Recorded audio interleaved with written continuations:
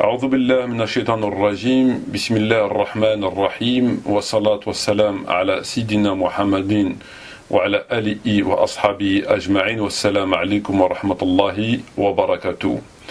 Frères et sœurs, assalamu alaikum wa rahmatullahi wa barakatuh. J'espère que vous allez toutes et tous bien. J'espère que vous vous portez bien. Heureux de vous retrouver pour partager avec vous cette nouvelle et présente vidéo. Cette vidéo aura pour titre Tariq Ramadan et la sourate 4, verset 34. De quoi s'agit-il donc? Il s'agit de l'explication que M. Tariq Ramadan a donnée concernant ce verset dans son livre intitulé Mon intime conviction aux éditions Presse du Châtelet. Alors j'avais déjà lu ce livre, je l'ai revu et laissez-moi vous dire que un certain nombre de passages sont effrayants tant ils sont contraires aux vérités, tant ils sont contraires au Coran, tant ils sont contraires à la Sunna, et tant ils peuvent induire un certain nombre de musulmans et de musulmanes ne connaissaient pas très bien leur religion. Alors, de quoi s'agit-il donc, frères et sœurs? Quel est le commentaire que le professeur, que le savant, l'intellectuel et Tariq Ramadan, le philosophe Tariq Ramadan nous a donné concernant l'explication de ce verset? Comment devons-nous comprendre ce verset que je vais vous citer? Alors, Dieu dans le Coran dit: et quant à celles dont vous craignez la désobéissance, exhortez-les, éloignez-vous d'elles dans leur lit et frappez-les si elles arrivent à vous obéir, alors ne cherchez plus de voie contre elles, car Allah est certes haut et grand. Sourate 4, verset 34. Que nous dit Tariq Ramadan concernant ce verset dans son livre Mon intime conviction? Alors je vais à présent vous lire ce que le professeur Tariq Ramadan nous dit dans son ouvrage. Ce texte a été extrait de ce livre et il figure à la page 19 et 20 de cet ouvrage. J'ouvre les guillemets et on pourra lire ce qui suit. En ce qui concerne les références islamiques, voici quelle méthode sous-tend toutes mes interventions. J'expose ordinairement les faits en 3 moments bien distincts. Tout d'abord, je cite les sources, voilà un verset ou une tradition prophétique, hadith, et voici ce que l'on peut en comprendre littéralement. Ensuite, j'explique les différentes lectures proposées par les savants au cours de l'histoire, de même que les latitudes d'interprétation que le dit verset ou hadith permet, par sa formule même ou par la lumière du message de l'islam. Enfin, à partir du verset ou hadith et de ces différentes interprétations, je propose une compréhension et une application qui tiennent compte du contexte dans lequel nous vivons. C'est ce que j'appelle l'approche réformiste. Ensuite, Tariq Ramadan nous dit, ouvrons les guillemets, oui, il existe des textes inversés et donc des traditions prophétiques qui se réfèrent au fait de frapper son épouse. Je les cite puisque ce sont des textes que les musulmans lisent et citent. Deuxièmement, voici quelles sont les interprétations qui ont été proposées des plus littéralistes qui justifient le fait de frapper son épouse au nom du Coran aux plus réformistes, qui lisent ce verset à la lumière du message global et qui contextualisent le verset et les traditions prophétiques en tenant également compte de leur chronologie. Troisièmement, à la lumière de cette interprétation et en considérant l'exemple du prophète qui n'a jamais frappé une femme, j'affirme que la violence conjugale est contraire aux enseignements islamiques et que l'on doit condamner ces agissements. Fin de citation, fermeture de guillemets. Alors, comme je viens de le lire, mes frères et mes sœurs, Tariq Ramadan nous a donné son explication concernant ce verset. À présent, que devons-nous penser de cette explication? Est-ce que cette explication est fondée? Est-ce que cette explication est théologique? Est-ce que cette explication est acceptable? Que devons-nous penser, nous, en tant que musulmans et musulmanes, de l'explication de Tariq Ramadan concernant ce verset? Je vais la résumer afin de mieux la saisir, si besoin est. Tariq Ramadan nous dit, effectivement, il y a un verset. Donc, il commence toujours, ce Tariq Ramadan, pour pouvoir commencer à argumenter par une base, la matière. Donc, un verset ou un hadith. C'est très bien, et c'est normal. Donc, il nous dit, il y a un verset. Ensuite, il nous dit que il a écouté les avis des savants, des uns et des autres, donc des plus littéralistes, qui lisent le Coran de façon au pied de la lettre, en dehors de son contexte, et qui ne le lisent pas de façon globale, c'est-à-dire qu'ils ne prennent pas le verset avec l'ensemble du Coran, mais ils prennent le verset, ils l'isolent et ils donnent leur explication sans tenir compte du contexte, etc. Et il y a les autres que Tariq Ramadan qualifie de réformistes, de savants éclairés, qui eux, à contrario, lisent ce verset de façon globale, donc avec le reste du Coran, et aussi selon le contexte. Donc, voici donc la première explication. Ensuite, Tariq Ramadan a fait des recherches, puisqu'il nous dit que, considérant que le prophète n'a jamais frappé une de ses épouses, une femme, et donc, en conclusion de quoi, et après avoir analysé la question selon les avis des savants et selon ce que lui, il aurait étudié, il nous dit, sa conclusion, c'est qu'il affirme, donc j'affirme que la violence conjugale est contraire à l'islam. Fin de citation. Très bien. Jusque-là, les choses sont parfaitement claires. À présent, on va étudier cette question. Premièrement, lorsque le professeur Tariq Ramadan nous dit qu'il a écouté, il y a les savants littéralistes et il y a les autres qui ont une vision globale du verset, et qu'il est contextuel, etc. Donc lui, il a plutôt penché vers cette lecture du Coran que ont cette catégorie de savants, qui eux ont fait un travail beaucoup plus théologique, intelligent, etc. Ils ne sont pas en tout cas des littéralistes. Premier point, voilà ce qu'il nous dit Tariq Ramadan. Or, sur ce point-là, Tariq Ramadan ment. C'est un mensonge. Pourquoi c'est un mensonge ? Pour la simple et bonne raison que sur la question du verset 34 de la sourate 4, il n'existe pas de divergence parmi les savants. C'est-à-dire qu'il n'y a aucun savant, bien sûr, parmi les savants je ne compte pas Dalil Boubaker, Malik Shebel, on parle de savants, aucun savant, Ibn Kathir, Tabari, les compagnons, les enfants de compagnons, etc., ils n'ont jamais divergé sur la compréhension de ce verset, c'est-à-dire que Allah Azza wa Jalla dit par daraba, par le verbe daraba, par frapper vos épouses. En dernier recours, ils n'ont pas divergé. Donc, lorsque Tariq Ramadan nous dit que lui, il a choisi l'avis d'autres savants qui ont lu ce verset patati patata, il ment, ça n'existe pas. Premier point, mais il a besoin, bien sûr, de justifier sa position, et pour cela, il n'hésite pas à faire travailler son imagination comme il l'a fait sur d'autres sujets. Donc, premier point, c'est faux. Et puis, par la même occasion, lorsqu'il dit ça, cela nous conduit à penser que ceux qui ont une lecture telle que Ibn Kathir, Tabari, Ibn Abbas de ce verset sont des littéralistes, sont des ignorants. Sont ignorants dans la mesure, comme l'a dit Tariq Ramadan, ils ne lisent pas ce verset de façon globale, c'est-à-dire qu'eux, ils le prennent, ils l'extraient du Coran, ils l'appliquent. Ils ne le lisent pas en le mettant en relation avec le reste des versets et le contexte. Non, il ouvre le Coran, il le prend, il l'applique, c'est tout. Voilà. C'est là. Donc, il qualifie Ibn Kathir, enfin tous les savants d'ailleurs, qui ont dit qu'il s'agissait bien de taper, de littéralistes. Donc, à contrario de ces savants à lui qui n'existent pas. Donc, premier mensonge et première critique très malvenue à l'endroit de Ibn Abbas et de tous ces savants. Premier point. Donc, premier argument, nul et non avenu, et on pourra rajouter comme qualificatif complètement stupide, mensonger.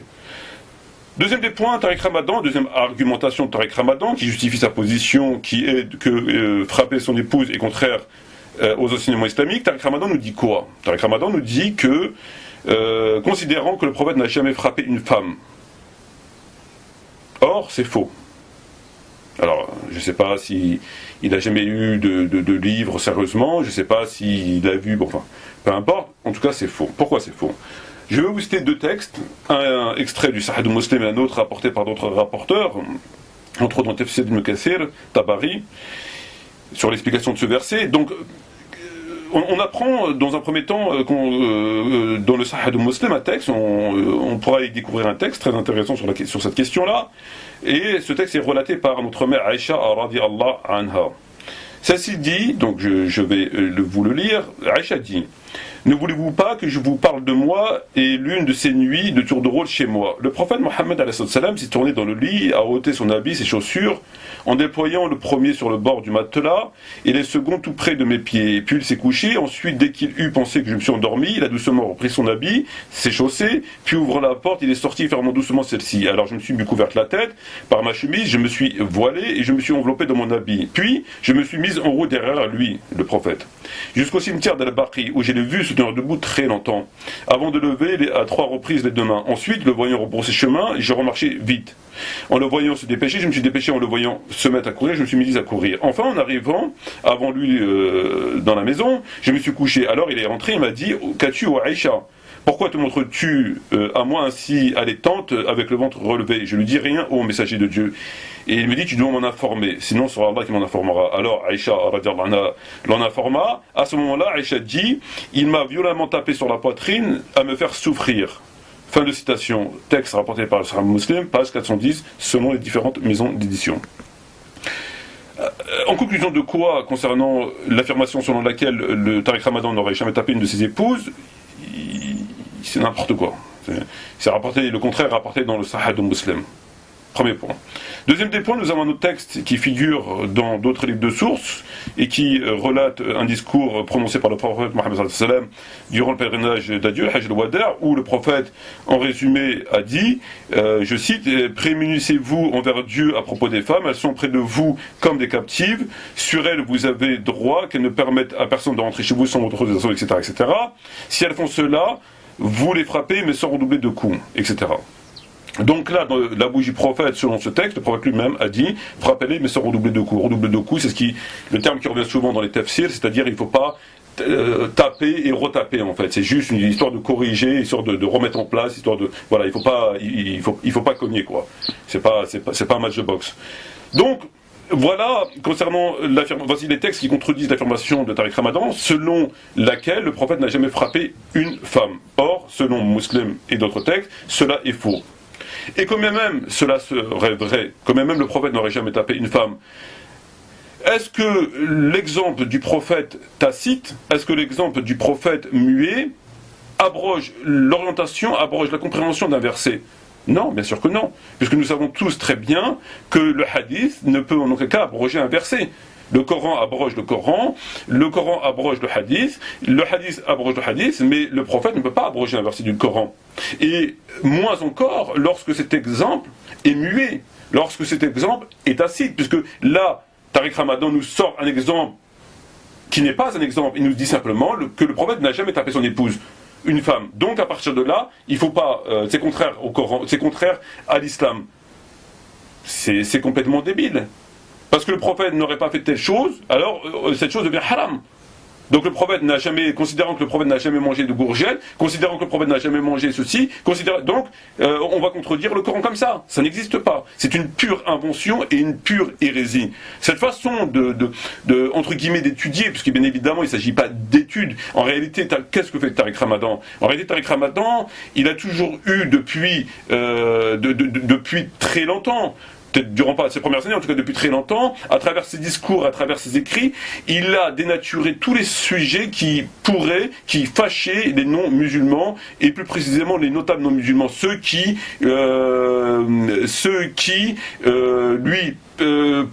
pourraient lui éviter, ceux qui pourraient lui barrer la route, c'est-à-dire tous les notables musulmans, afin de présenter un islam que les non-musulmans acceptent.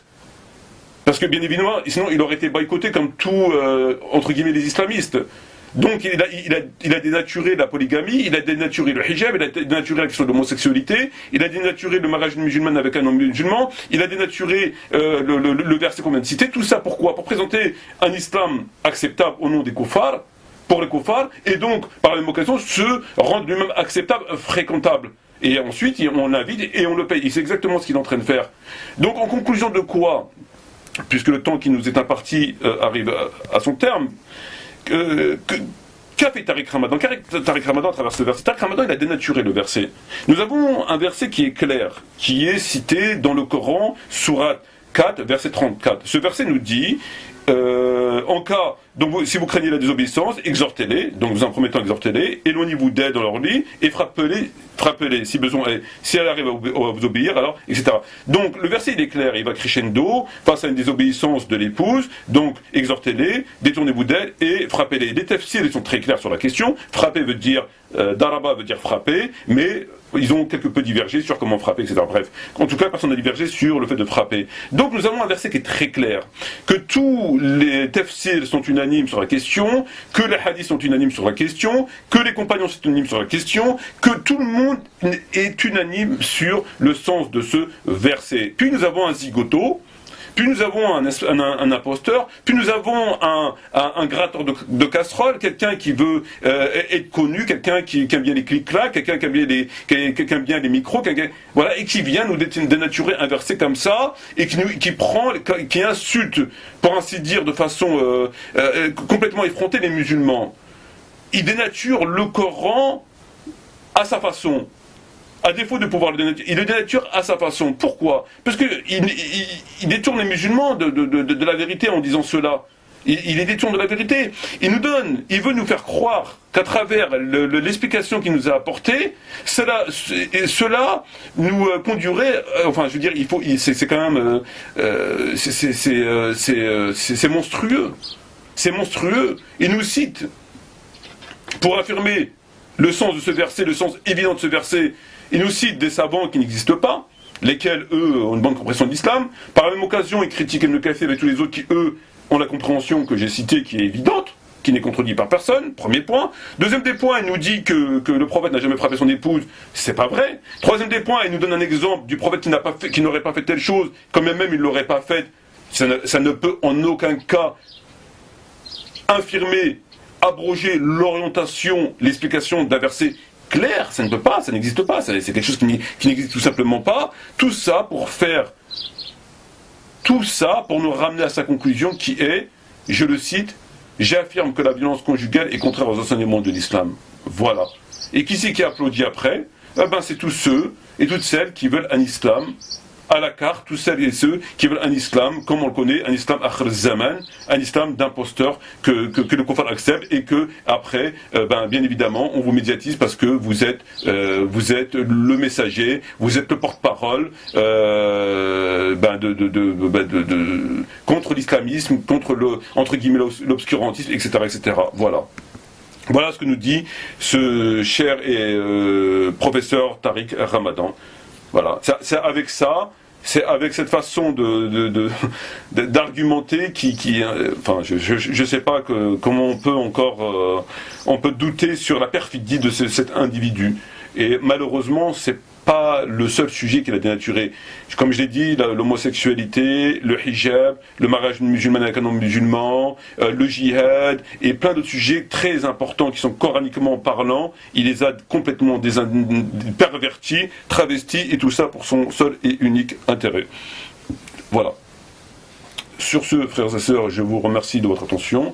Je vous prie de bien vouloir m'excuser pour la rapidité de mes propos, car malheureusement le temps qui nous est imparti est très court et je craignais de ne pas arriver à terme de mon argumentation. Sur ce, je vous dis shukran jazirin, wa salam alaikum wa rahmatullahi wa barakatuh, et j'espère à très bientôt pour d'autres vidéos.